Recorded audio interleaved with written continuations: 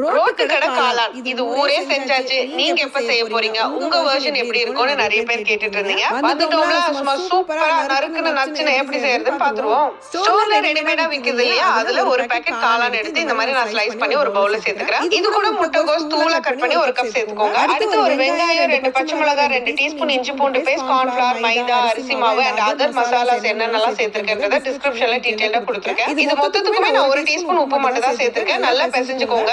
First பிசைஞ்சிட்டு தண்ணி வேணும்னா தெளிச்சு பிசைஞ்சுக்கோங்க. நீங்க எடுத்து உருட்டும் போது இந்த மாதிரி போண்டாக்கு போடுற அளவுக்கு கன்சிஸ்டன்சி இருந்தா கரெக்டா இருக்கும். நல்ல சூடான எண்ணெயில சின்னதா போண்டா மாதிரி போட்டு எடுத்துக்கோங்க. நான் மாவு குறைவா சேர்த்திருக்கேன், ஏன்னா மாவா இருக்க கூடாது. கொஞ்சமாவது நம்ம சேர்த்த காய்கள் தெரியும். ஒரு 4 to 5 minutes நல்லா ஃப்ரை பண்ணி எடுத்துக்கோங்க. நல்லா கிறிஸ்பியாவே இருக்கும் அரிசி மாவு சேர்த்திருக்கிறதுனால. ஆக்சுவலி நீங்க இதை அப்படியே ஸ்டார்டரா சாப்பிடலாம், பட் ஆனா இதுக்கு கொஞ்சம் சாசியா நம்ம பண்ணிக்க போறோம். தவால ஒரு கரண்டி எண்ணெய் சேர்த்துக்கோங்க. 5 பல் பூண்டு, 2 இன்ச் இஞ்சி தூளா கட் பண்ணி சேர்த்து வதக்கிக்கோங்க. இது கூடவே தூளா கட் பண்ண